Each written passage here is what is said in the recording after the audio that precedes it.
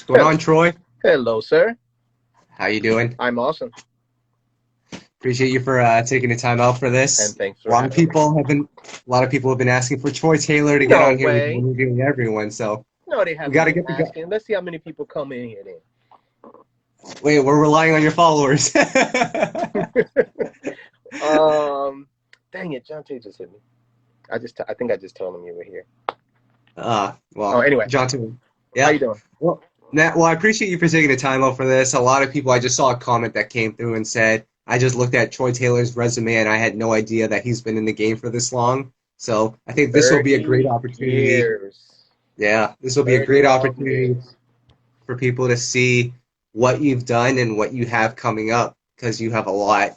I want to start off, first of all, I like to ask this to every artist, producer, or writer that gets on here.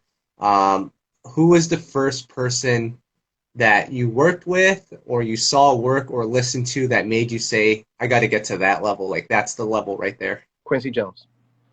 Mm. Final answer. What That's it. was there a project in particular? Quincy Jones. Just period. Yeah. Quincy Jones. The end. That's Right. you know what I mean. Like just all that he's done. He's Yeah. worked in every genre of music. Period.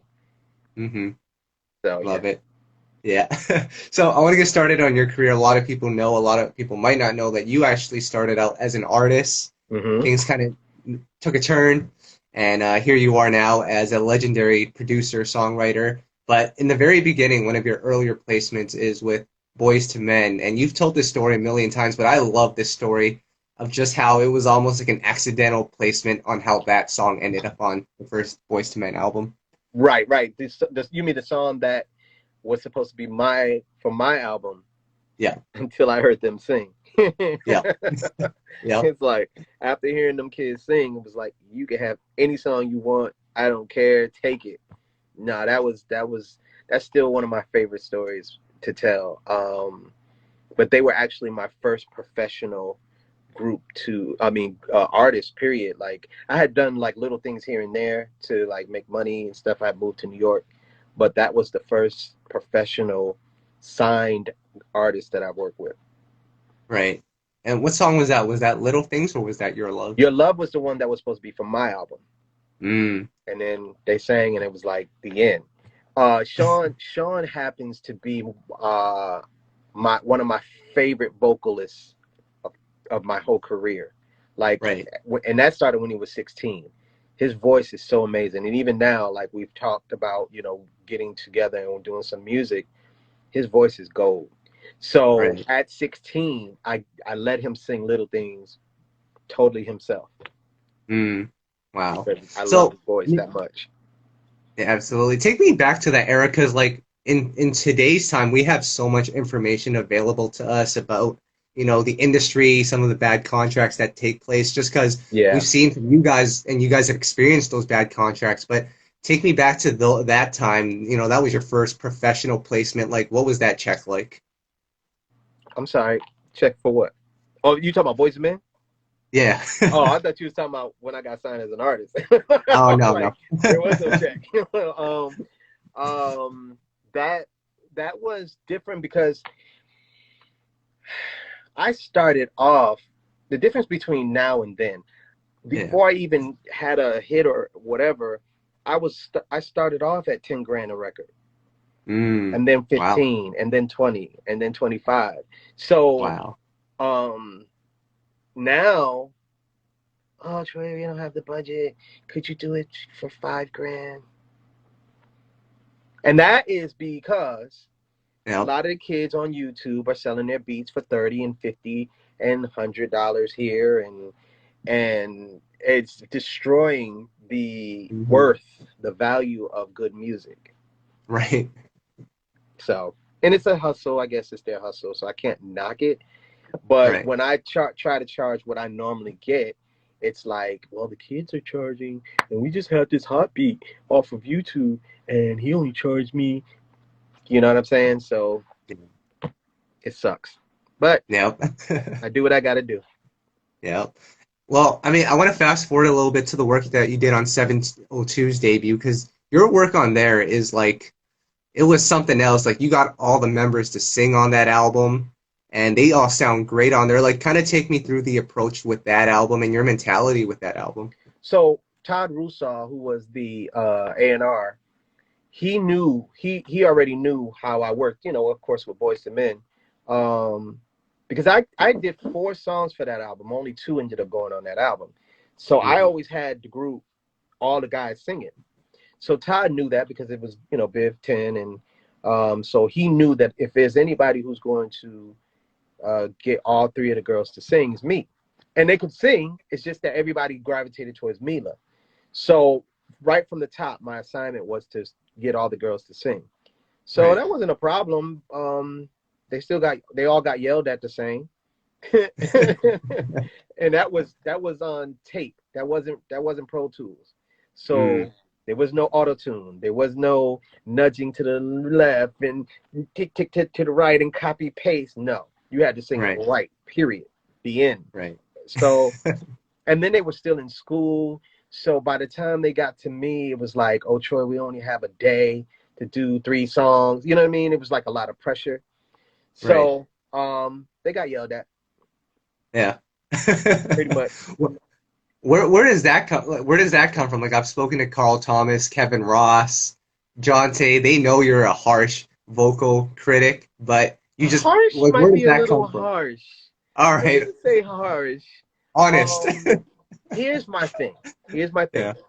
You're asking the world to invest their hard-earned money and their time and their attention to you as an artist.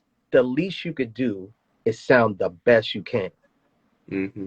See, the kids now is just like, oh, it's just I'll put some auto-tune on it. My thing is, if you're gonna perform, if you're gonna sing a song, sing it to move people, not to Right. just get it done. And so when you have a Carl Thomas, an early stage Carl Thomas, Right. who just came out of church and sings everything churchy, everything Carl did was churchy. And I'm like, Mm. Carl, this is not church. This is R&B. And so that's why I was the hardest on him, because he had to prove to me that he could do R&B music. And so Mm. every time he would sing something gospel-y or do a gospel run, it was like he got yelled at. So I mean, I'm not a perfectionist. I'm a realist, Right. because you really want people to be moved by your vocals. Right. Well, at what point did you start trusting your instincts? Because, I mean, your opinion is just one opinion, and it usually turns out to be the right opinion. But, like, when did you start trusting your instincts to recognize I have a talent for this? You know what? When I was doing it at home in New Haven, Yeah. and kids would come to my house and I would produce them, I didn't know that what I was doing was what you're supposed to do. Mm. I just knew they weren't singing it right. Right. So when I got professional, and like take Boyz II Men for example, Yeah. hearing them sing a cappella was one thing, but they had never recorded when I worked with them.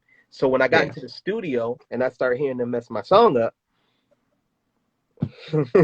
now, now we have a situation. It's like, oh wait, the song it don't go that. Wait, you're flat. Wait, you're Yeah. sharp. Wait, because at that time, listen, at that time I thought anybody who got signed didn't need to be told how to sing. Mm.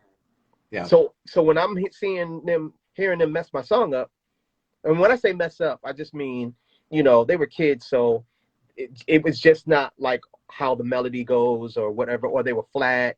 I'm like looking at, you guys are signed. You're not supposed to sound like that. You're supposed to be. I'm not. Why am I telling you how to sing? You guys know how to sing already. So when they start like not doing the song right, then it's like, no, you're not messing up my song. So that's when it began to really kick in to say, okay, people need guidance no matter what. Hmm. They need to be guided. And so that's when I began to realize you can be a dope singer, but if you don't know how to sing, yeah, that went over your head. Right. You be a dope singer, but if you don't know how to really sing, it means nothing. Right. And at one point, you told the great Stevie Wonder that he was flat on a song. Mm, well, here's the thing. I'm I'm like, Stevie Wonder is like one of my top, he's in my top 5. But he came, Johnny Gill, I was doing a song for Johnny Gill, and Johnny came up with this idea of having Stevie Wonder do the backgrounds that I did, because I did the backgrounds initially. And so I was like, oh, you could get Stevie? I mean, I knew they were friends, but I'm like, you can get him to come and do this? So, of course, Stevie took 2 hours, 3 hours. Yeah, about 3 hours. But anyway, when he finally came in, I let him hear the parts. And so I broke it down. And so we started with the melody. And then he kind of put his little spin on it. But I was like, you're going to have to harmonize with that, Stevie. Because he did it, and he did it fancy. So he was like, I think I can manage. I was like, okay, all right, So he did the next harmony. He killed it. And then he did another harmony. Killed it. Then he did the 4th harmony. And he did something that was a little off. It was like, it went off. It went off key. So he finished, and he was like, okay, what's next? I was like, oh, no, I need you to do that part again. He said, Right. what was wrong with it? I said, you were flat. He said, I don't think so. I'm like, oh, no. You were flat. And so everybody in the room is looking at me, and my ex-partner at the time is like looking at me like, wow, what are you doing? Like, you know what I mean? I'm like, I turned around and I looked at everybody. I'm like, what? What's wrong? No, he was flat. He's like, I don't know. I'm like, excuse me, engineer, could you rewind it back? I played it. And when it came on, he's like, okay, you got me. And I turned back at everybody else, and I'm like, don't ever. Like, I gave her, like, don't ever doubt me again. When it comes to this, no. And Stevie did it over, and he did it, and he killed it, but he acknowledged it was flat. I'm like, I don't make this up. What am I going to make a flat note up for Stevie Wonder for? No, he was flat, period. Like, Stevie can go flat. Like, I don't care. You're human, so that was a good story, too. I don't tell that story often. Right. I love that story. But, with every artist, they're going to handle that criticism differently. Have you learned throughout the years that some can take it, some might not be able to, or is it a one-size-fits-all?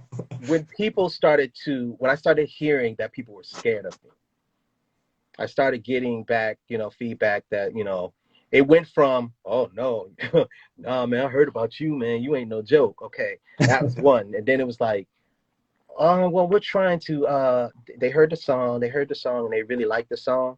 They're just a little bit apprehensive about it. It's like, why? Because they kind of like heard how you are in the studio. And so I was like, what? Like, so it started working against me. So I had to kind of like lighten up a little bit. And I did curse back then. I don't curse now. So I was pretty harsh. Harsh, I guess, is the word. Now that I remember that I did curse, so harsh would be the best word. So I had to soften up. I had gotten married, gotten to church, had my son. So I kind of like, and then had my studio in my basement. So I kind of like calmed down a little bit and started. I still was very stern. I just didn't curse. I didn't yell as much. And so that's when I realized it's like the outcome of the record was still the same, but the approach was a little bit too much for people. Right. Love it. So one of the biggest records that you did, and I want to shout out this song because you worked with Jonte really early on, and you really helped groom him and mentor him as not only an artist, but a songwriter. You guys do Sweet Lady together. I guess first, talk about your history with Jonte, and then as well as leading up to that record. Okay, so at that time, we were working, he was signed to RCA, and he had gotten dropped. And so the president and the A&R, the president got fired. So when the president gets fired, the A&R under him who worked for him gets fired too. And that Jonte was their artist. So of course, Jonte had to get dropped because the new president and the new A&R came in with their kid who so happened to be around the same age as Jonte. So after some time, maybe a half of a year, like 6 months, 7 months later, the A&R, Anthony Morgan, came to my studio, and I lived in New York at the time. Well, my studio was in New York. So he came and asked me if I could play him stuff for their kid. Right. And at that time, it was like, no, you just dropped my brother. No, I'm not helping you. Well, why would I do Hmm. that? Like, Yeah. but then I had a studio on 23rd Street in New York. If you know anything about New York, on 23rd Street, that is a very expensive area. So Right. bills have to get paid. So I sat and took the meeting anyway, went through some songs, some old stuff that I hadn't heard in a while, just scamming through stuff. And Right. he heard a bit of Sweet Lady, Yeah. and he was like, "What's that?" And I was like, "Oh no, I never finished it. That song's like old." He's like, "No, no, no, play it." And it was just the track and the hook. Mm. And so he's like, "Nah, man, finish that." I was like, "Are you sure?" He's like, "Nah, I'm telling you, finish that." And Right. so he left. When he left, I sat there for a while. I was still a little bit like apprehensive. I didn't want to do it, but then it hit me. And I was like, ooh, I'm gonna call Jonte. So Jonte was he was out here actually in Atlanta at the Yeah. time. And so the first thing when he picks up the phone, I said, if you're smart, you do it. If you're not smart, you won't. And he was like, what does that mean? I was like, if you're smart, you'll do what I tell you to do. If you're Mm. not smart, you won't. Right. And he was like, okay, all right, what are you talking about? I said, I'm gonna play you a song over the phone. I'm gonna need verses for Mm. this. I said, if you want to know how to get your replacement back, blow him up. Mm. So I'm still talking in riddles to him. He's only 15. So it's like, what? I don't understand. Anyway, I said, I'm gonna play you. I just need verses. Now, when you do these verses, I need them to be a conversation. Because at that Right. time, he was how old was he? Yeah, no, he was 15. So at that time, no, he was 17. Oh, Troy, get it right. Anyway, he was 17. Maybe he was 17. Yeah, I don't know. At that time, he was really, really into R. Kelly. And Mm. so a lot of his cadences was like R. Kelly. So I knew he would use a lot of words. So I didn't want him to use a lot of words. So I said, okay, Jonte had a very good memory. So I played it for him over the phone, the music and the hook. And so he hung up, and then maybe about half an hour later, he called me back and he sang some verses over the phone. Right. So it was too much words. I was like, Jonte, no, that's too much. Like, no, I need it to be simple. So he said, okay, cool. Hung up. About maybe an hour later, he called me back. New verses. It's like, no, it's too Wow. much. It's too many words. Like, I want it to be a conversation to where if I said the words verbatim, you would know it was a song. Mm. So he was like, okay. So I went to go get something to eat. I came back. He called me. We didn't have the luxurious cell phones and iPhones and all that. So this was answering machine. This was singing on the answer machine kind of thing. Yeah. So he said, I got it. And I said, okay. And it was like, remember I said I wanted it to be a conversation. So it was like, now any other day, I play it cool. Mm-hmm. But I can't now because I Right. want you. See, I'm hooked on how you flex your style, and I want to talk for a little while. I Mm. never really met your type, but I must admit that I kind of like. So maybe if you have the time, we could Wow. talk about you being my sweet lady. So that's the exact lyric. Wow. Not added, not taken away, but it's a conversation. So that's what I wanted. So he left it on my answer machine. He did a second verse, left it on my answer machine. I sang the demo, which nobody will ever hear in this world. But you do hear my background vocals. So Right. um that's how it came out. So he ended up blowing his replacement up. Wow. And then, you guys transition to the new millennium, 2000 comes along. And I got to give you props for these records because I don't think people talk about these ones. The songs that you did for Marcus Houston, especially Can I Call You with Ooh. John T, Those were that supposed to be for record is, Jonte. That was supposed to be Wow. Jonte's record. Wow. And I was like, yo, they asked me for some records for Marcus Houston. What do you think about Can I Call You? And he was like, hey, let's do it. So, yeah, that was supposed Wow. to be for Jonte. Because that one feels very like Michael That Jackson-esque. was the whole Uh, point. Can't help it. Yep. Michael Jackson, I can't help it. Wow. Yeah. Love that record. And then, as you transition into the 2000s, you have younger acts coming in. You do work with B2K. Mm-hmm. You're working on the Pretty Ricky first album as well. Mm-hmm. And at that time, these guys are in their teens. How do you kind of mentor these guys vocally? Because maybe they're not as developed at that point They're not. vocally.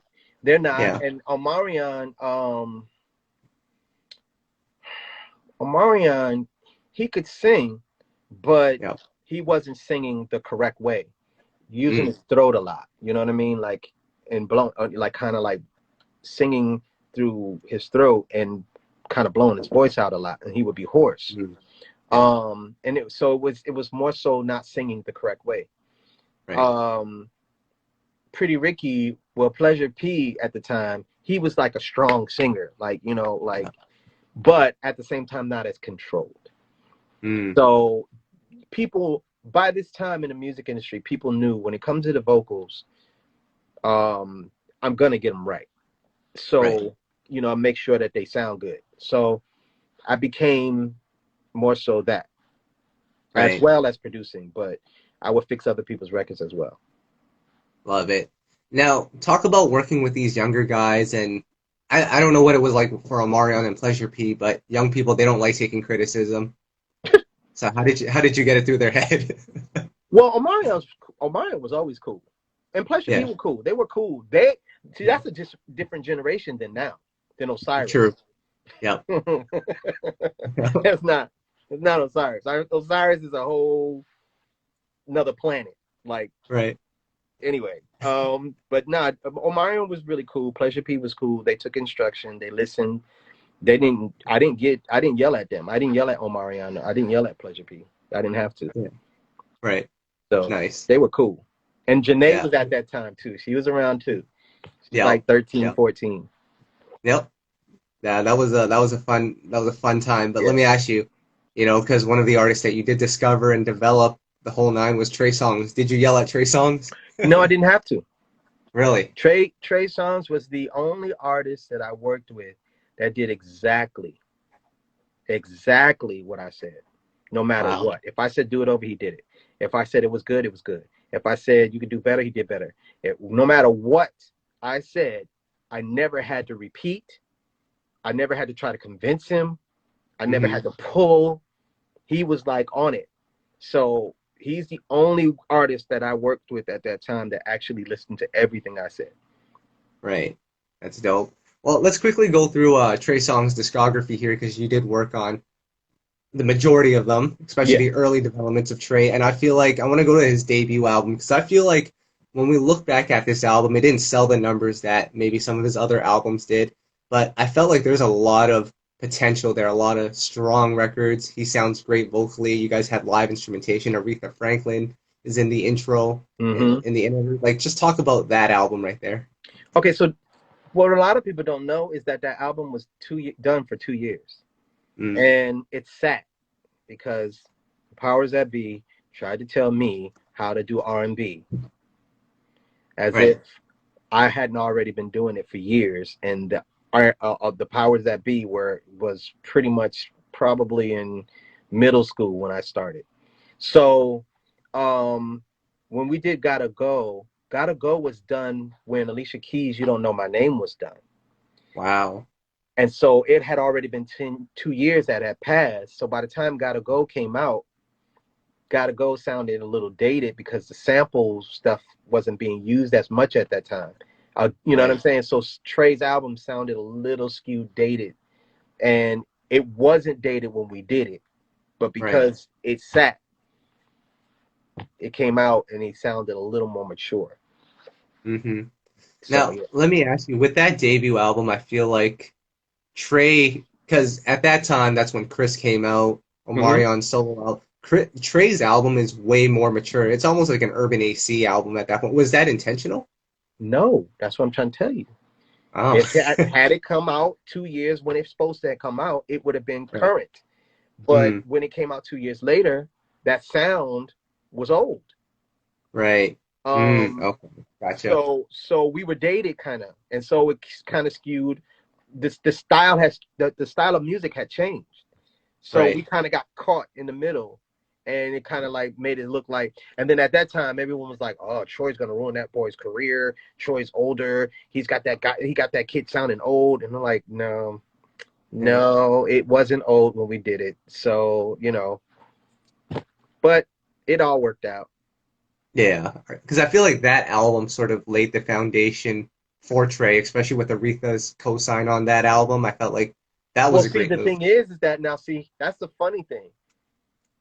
Aretha co-signed and made it sound even older. Right. Yep.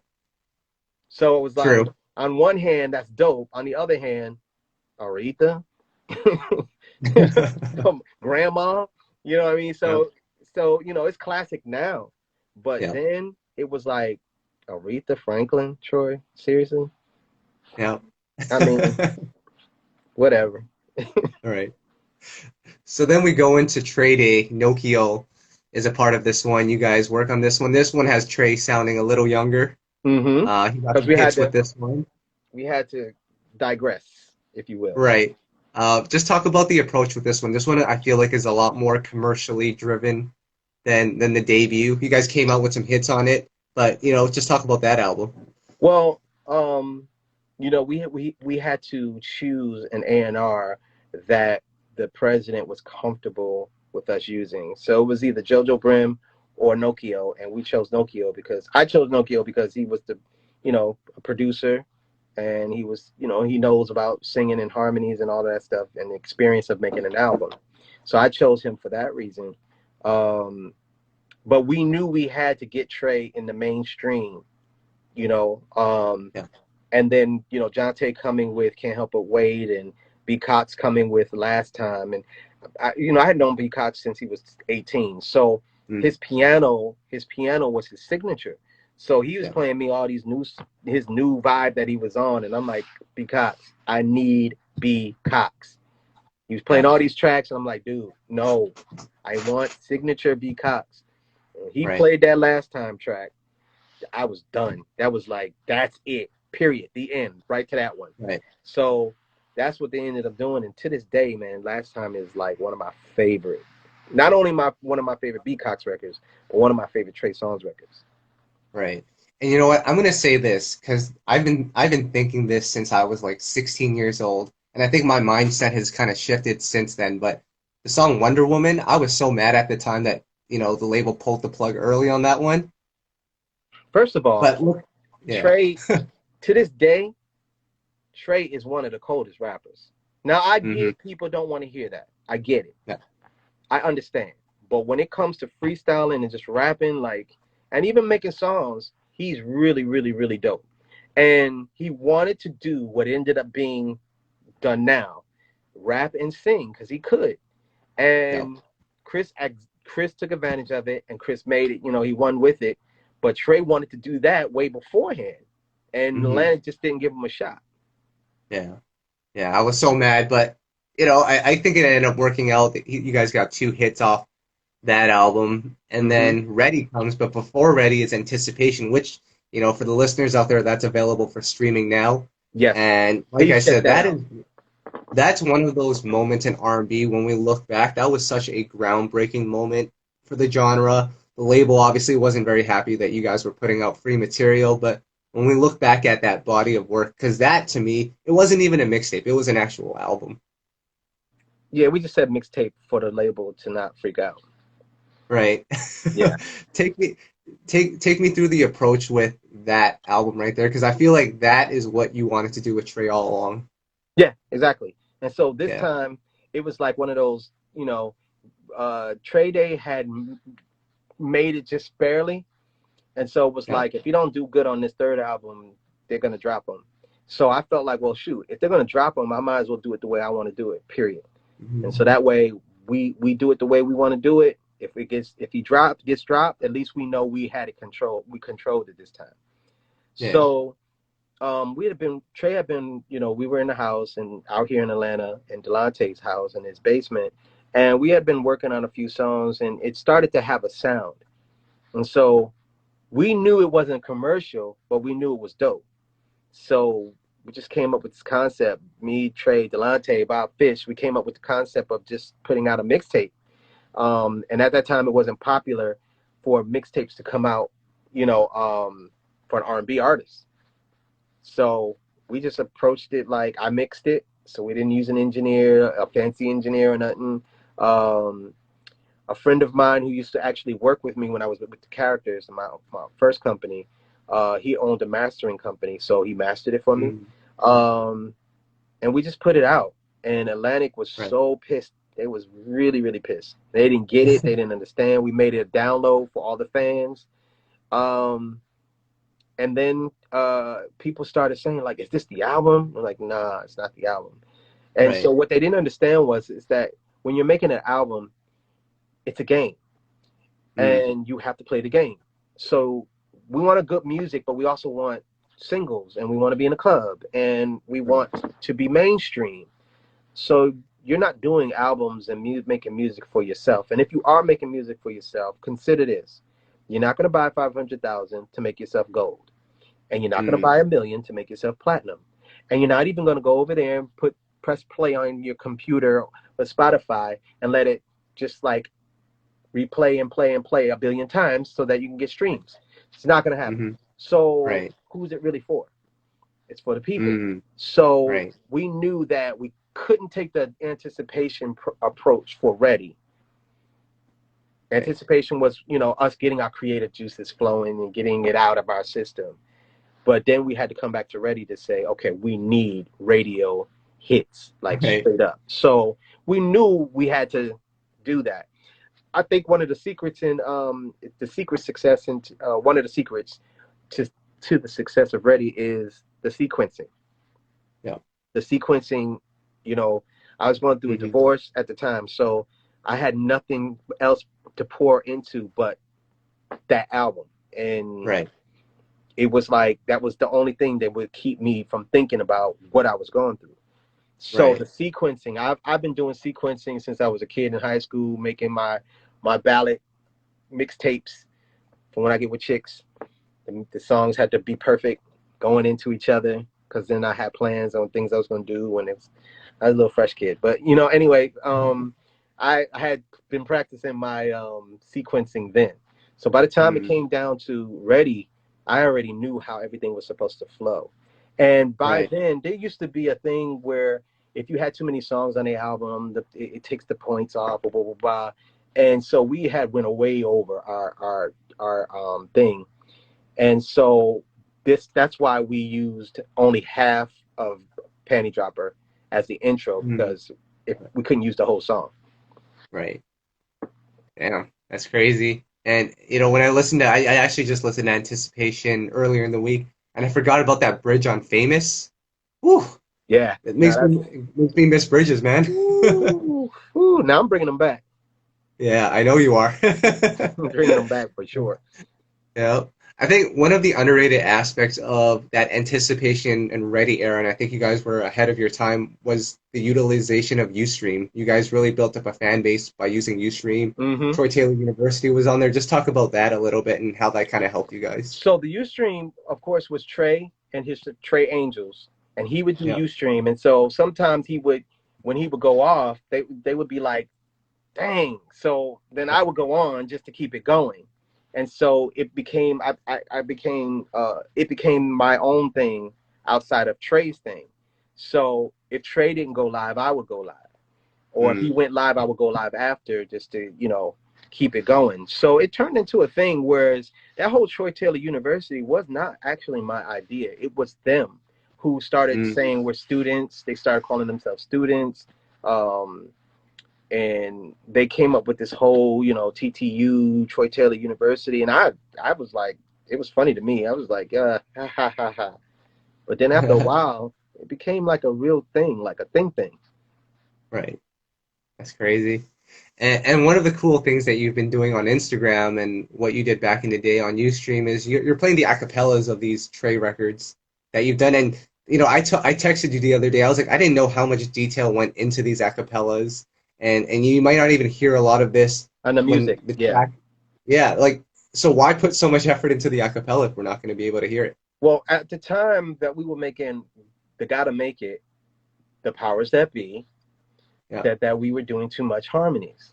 Mm-hmm. And it was too much. And so Yeah. we started, sorry, somebody called me, still doing but tucking them down. And so it's Yeah. there and you can hear it, but you don't hear the total intricacies of it. Yeah. Yeah.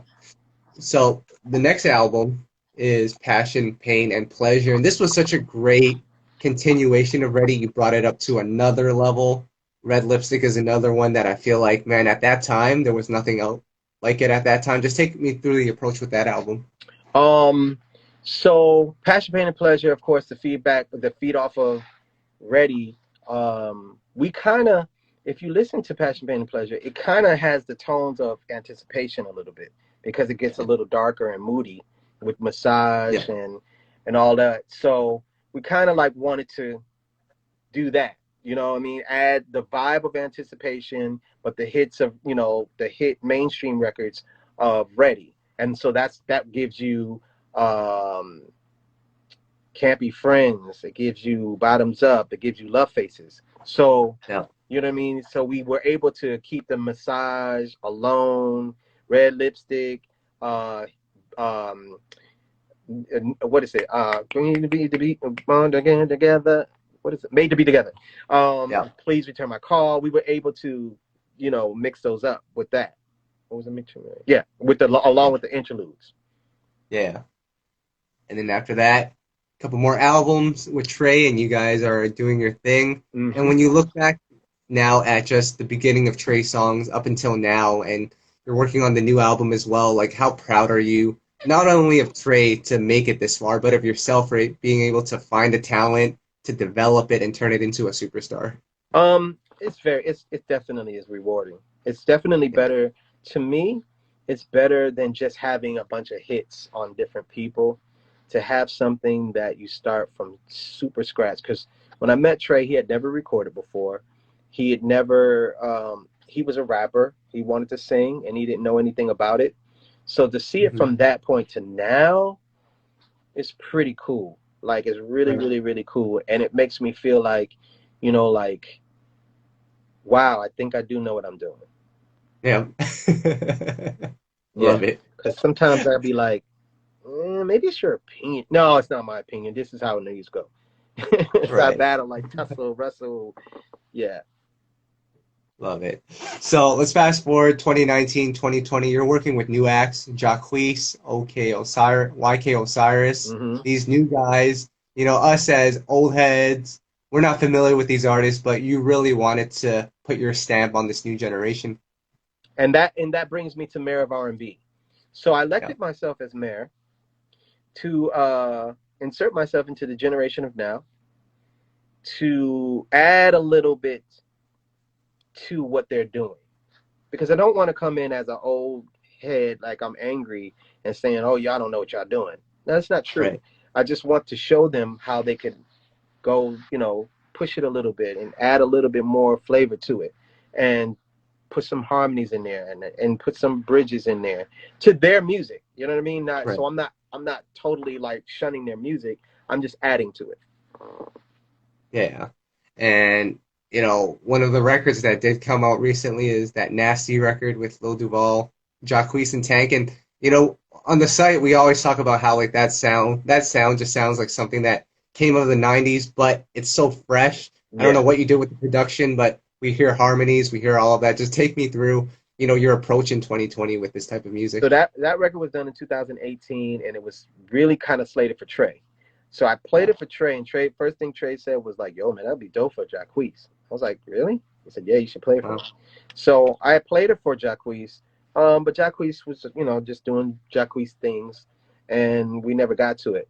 I was vocal producing Lil Duval on something. I was asked to help him vocal produce him on something that he was doing, and then he after he finished it, he was like, "Man, so what you got? Like, play me something." And I'm like, "Okay." So I played him Nasty, and he went crazy. Like he was like, Wow. "Man."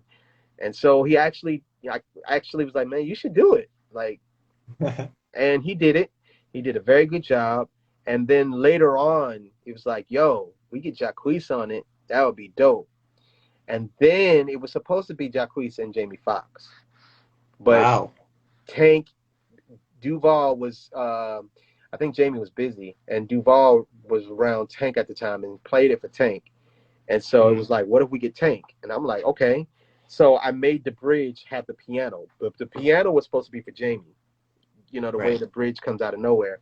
But because Tank plays too, it was perfect for him as well. Love it. Another record that you put out recently, I want to highlight this one because this song right here is one of our favorites of the year, the Dru Hill record, What You Need.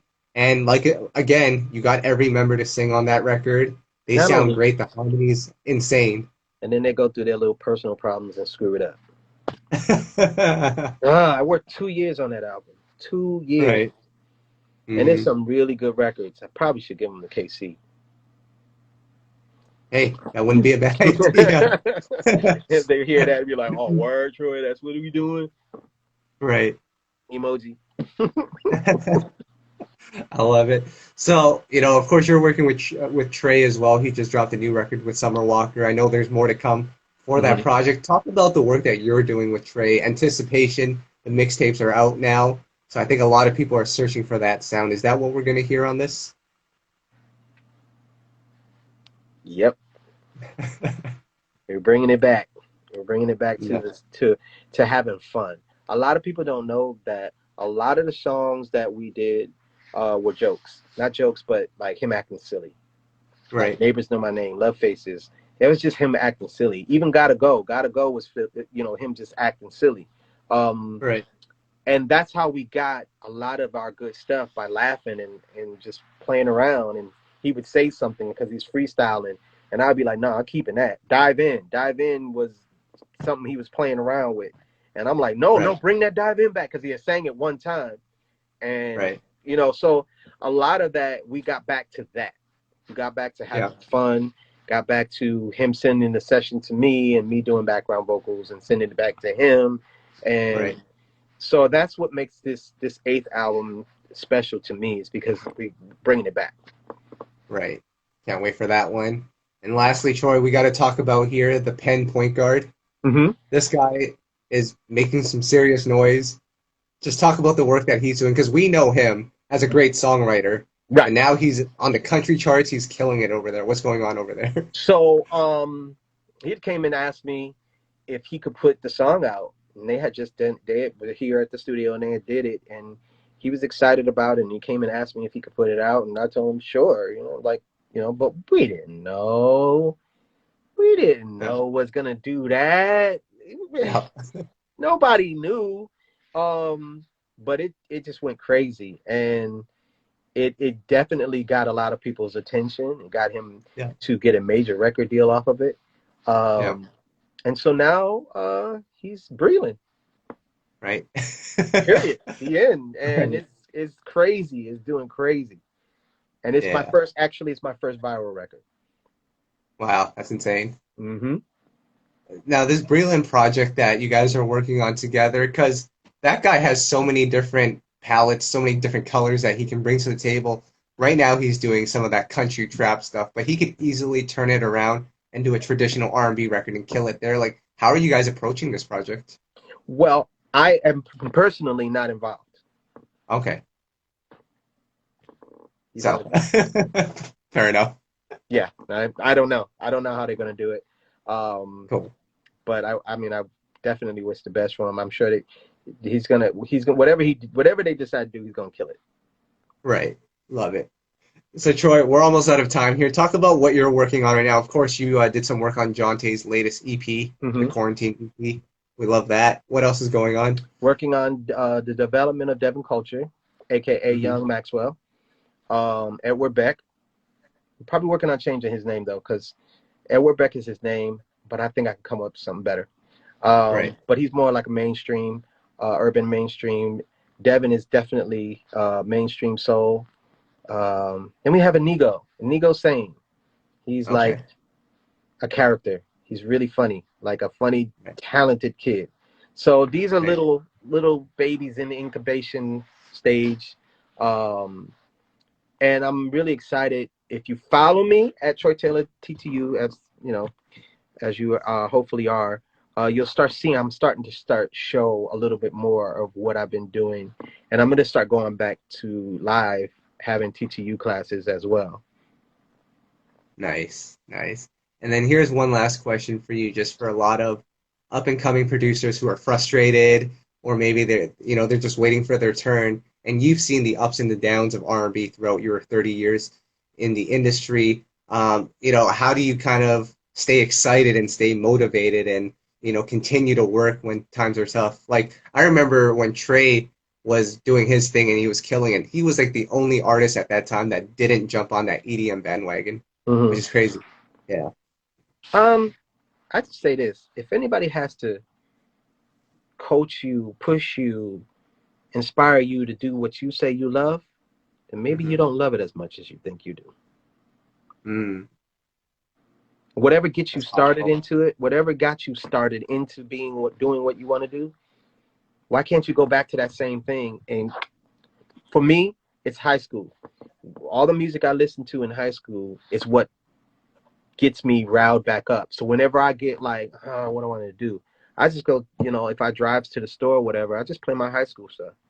And Mm, it brings me right back every single time because the music reminds me of why I said, I wanted to do it in the first place. So that's powerful. I'm back. Okay. Hmm. That's powerful. Well, Troy, we're out of time here, but is there anything that you'd like to add? No. Stay safe out Cool. there. Don't believe them. Take your time. Don't rush. Cover yourself up and just ease back into this thing. Just ease back. You know what I'm saying? Like people don't just go crazy. So they ain't got no vaccine yet. And Yeah. even if they do, don't take it. Right. No, I'm just kidding. Well, But yes, well, thank you for having me. I appreciate it. absolutely, man. Troy, thank you for your contributions to R&B for 30 years now. Still killing it. And, whatever you have coming up, we're going to support it. So just keep us in the loop. Thank you so much. All right, man. Take care. You too.